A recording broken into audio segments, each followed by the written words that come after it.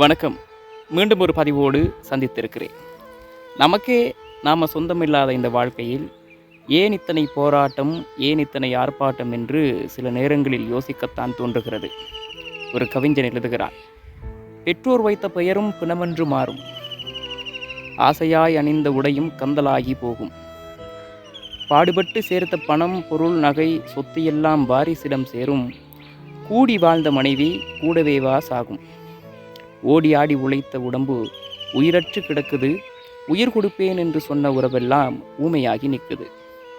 ஓடி ஆடி உழைத்த உடம்பு உயிரற்று கிடக்குது, உயிர் கொடுப்பேன் என்று சொன்ன உறவெல்லாம் இறுதி ஊர்வலத்தில் ஊமையாகி நிற்குது.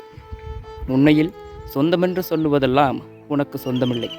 நீ வந்த இந்த உலகில் இறைவன் கொடுத்த உடலில் நீ வந்த இந்த உலகில் இறைவன் கொடுத்த இந்த உடலில் சொந்தமென்று ஏதடா, அதில் தங்கி நிற்க நீ யாரடா அப்படின்னு சொல்லி இந்த கவிதை முடிவும்.